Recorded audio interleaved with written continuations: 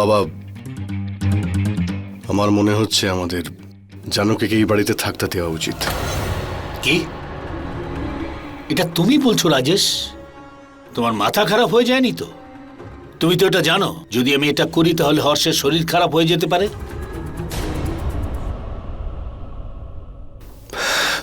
বাবা, তুমি একদম ঠিক বলছো, কিন্তু তুমি একবার এটা ভেবে দেখো, যদি জানকীকে আমরা এই বাড়ি থেকে বের করে দিই আর ও যদি বাইরে গিয়ে মুখ খুলে দেয় তো, যদি মিডিয়ার সামনে গিয়ে সবকিছু বলে দেয় তো? আর তুমি তো দেখলে যে ও হর্ষকে কিভাবে কনভিন্স করলো, কিন্তু সবাইকে কনভিন্স করতে পারে।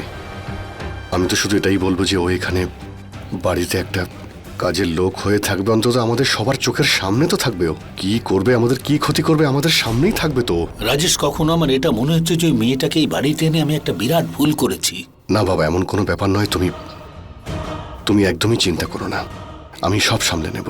এমনিতেও হর্ষ তো নিজেই বিজনেসটা সামলাচ্ছে, তাই অনেক টাইম আছে আমার কাছে। তুমি একদম টেনশন নিও না, আমি ওকে ফলো রাখবো। ঠিক আছে রাজেশ, যেটা ভালো মনে করবে করো, কিন্তু একটা কথা মনে রেখো, জানকীকে সামলাতে গিয়ে আগের মতো এমন কোনো ভুল করবে না যার জন্য আমাকে লজ্জিত হতে হয়।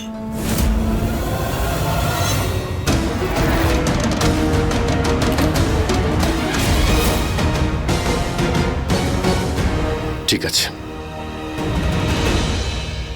এটা কিভাবে হবে? বেচারি জানকী। জানো ঠাম্মা, জানকী আজকে পড়ে গেছে, পায়ে ব্যথা পেয়েছে। হে ভগবান, তাহলে তো ওর খুব ব্যথা লেগেছে, কি বল? খুব ব্যথা করছে ঠাম্মা। একে তো পড়ে গেছে, পায়ে ব্যথা পেয়েছে, তার উপরে ওই শ্বেতা কত খারাপ খারাপ কথা বলেছে, কত কষ্ট দিয়েছে। বেচারি খুব খারাপ লেগেছে নিশ্চয়ই ওর। বেচারি খুব কষ্টে আছে। বন্দনা বৌদি কথাটা ঠিকই বলছে। কি বড় ব্যাপার হলো যে শ্বেতা এতটা ওভার রিয়াক্ট করলো? জানকী নিশ্চয়ই খারাপ মনে করেছে। একটা কাজ করি, জানকীর কাছে গিয়ে ওর সঙ্গে একটু কথা বলে আসি, হয়তো ওর ভালো লাগবে।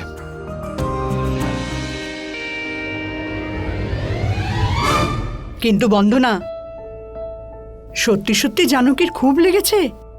আরে ঠাম্মা, তুমি কত বোকা।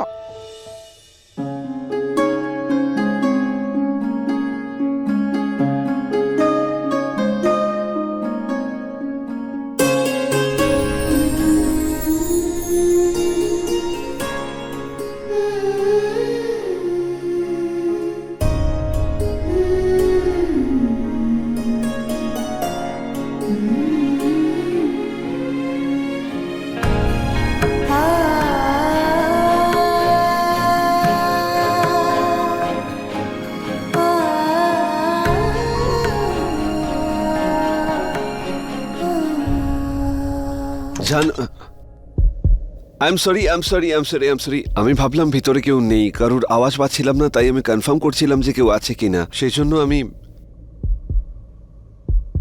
এটা আপনি নিয়ে নিন।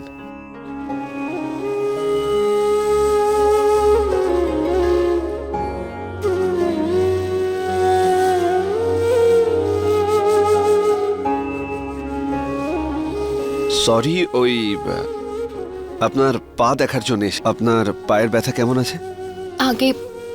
আগের থেকে ভালো আছে। এই ওষুধটা নিয়ে এসেছিলাম, এটা যদি আপনি লাগান ঠিক হয়ে যাবে। না না, আমি পরে লাগিয়ে নেব, কোনো ব্যাপার আমি না। ওষুধটা লাগিয়ে দিই? না না, এসবের প্রয়োজন নেই। জানো কি, আপনি এতটা ফর্মাল কেন হন? আপনি আমার প্রাণ বাঁচিয়েছেন, অ্যাটলিস্ট এটুকু তো আমি করতেই পারি না? আপনি আসুন আমার সঙ্গে, কাম। আস্তে আস্তে। জানো কি,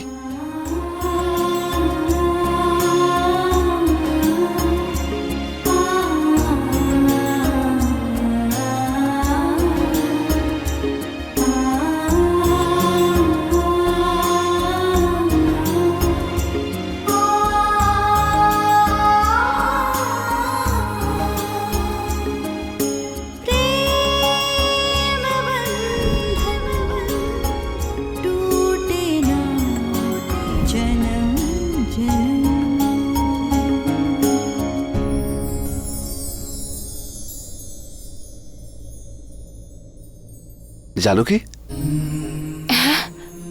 কি হয়েছে? কিছু না, ওই দিন না, আমি লাগিয়ে নেব। জানো কি, আমি এটা করে ফেলেছি। লাগানো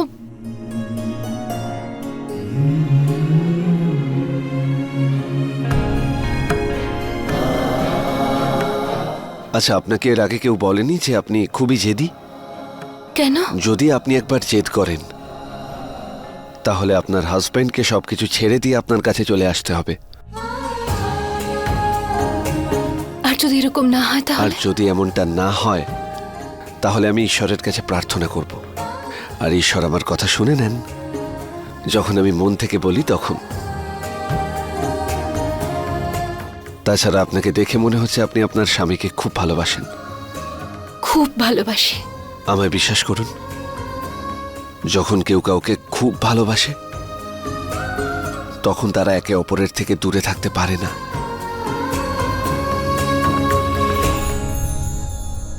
আপনি কাঁদছেন কেন? না, ওই এমনি। আপনি শ্বেতাকে এক্সাম্পল হিসেবে দেখুন। ও আমাকে কত ভালোবাসে। 5 বছর আমি কোমাতে ছিলাম, তারপরেও ও আমার জন্য অপেক্ষা করেছে। জানো কি, একটা কথা বলি, আমি জানি আপনার খারাপ লেগেছে কারণ শ্বেতা আপনার সঙ্গে ওভাবে ব্যবহার করেছে, আর আমি সেই জন্য আপনাকে সরি বলছি। I am really sorry. আরে না না হর্ষ, আপনি কেন বারবার সরি বলছেন? ও আসলে এটা বলতে চাইনি। ও এটা এই জন্য বলেছে কারণ ও যদি আবার আমাকে হারিয়ে ফেলে সেই ভয়। আমি এটা বলছি না যে ও ঠিক করেছে, কিন্তু আমি ওর তরফ থেকে সরি বলছি। I am really sorry. হাত জোর করবেন না প্লিজ। কোনো ব্যাপার না।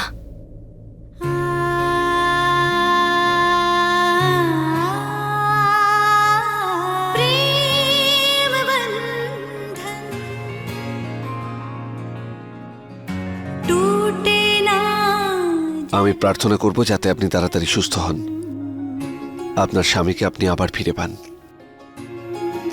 এইটা আপনি রেখে দিন, আবার পরে কাজে লাগতে পারে।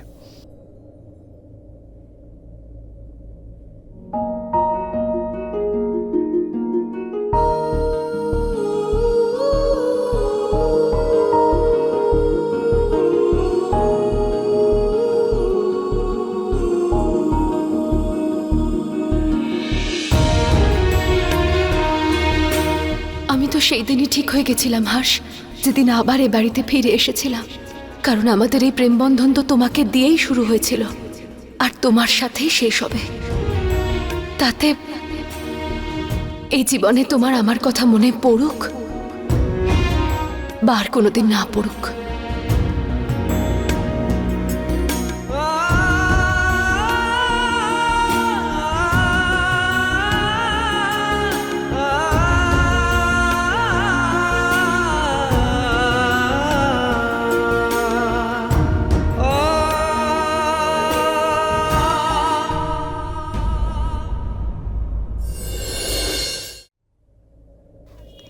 বেবি, হর্ষ বেবি, বেবি আমার কথাটা শোনো। তুমি জানকীর থেকে দূরে থাকো। তুমি এরকম টাইপের মেয়েদের না জানো না, প্রথমে কিছু একটা করে ফ্রেন্ডলি হয়ে যাবে, তারপর টাকা আর কি কি চাইবে কে জানে। তুমি কবে থেকে এতটা ইনসিকিউর হয়ে গেলে সেটা? আরে উনি আমার প্রাণ বাঁচিয়েছেন, ওনাকে সাহায্য করা আমার কর্তব্য, সেটাই করছি। That's it. Stop over thinking.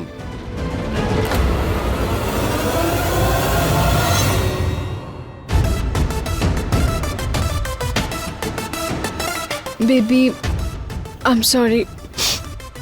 আসলে কি না, আমার কয়েকদিন ধরে মনে হচ্ছে তুমি আমাকে ভালোই বাসো না। জবের থেকে ঠিক হয়েছো, আমার থেকে দূরে চলে যাচ্ছ। ওই চাকরানির জন্য তুমি কত কিছু ভেবে না, কিন্তু আমাকে নিয়ে দুটো মিষ্টি কথাও বলো না। ঠিক আছে, তাহলে আমি তোমাকে দুটো কথা ভালোবেসে বলছি। বেবি, তুমি কত ভালো, কত বুঝতার। তোমায় ভালোবাসি বলে কি রোজ তোমার সামনে দাঁড়িয়ে এইভাবে এই কথাগুলো বলে যেতে হবে? তুমি আমাকে ভালোবাসো? 1 মিনিট, এই 1 সেকেন্ড। It's my house.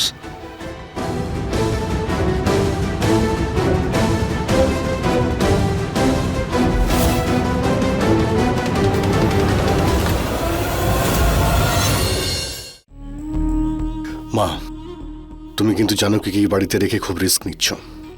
তুমি আমাকে বললে বাবাকে রাজি করতে, আর বাবা রাজিও হয়েছে, কিন্তু ওই জানকী কিন্তু বারবার ওই হর্ষকে বাঁচাচ্ছে, আর ও এখানে থাকলে হর্ষকে বাঁচাবেই। কিন্তু এইবার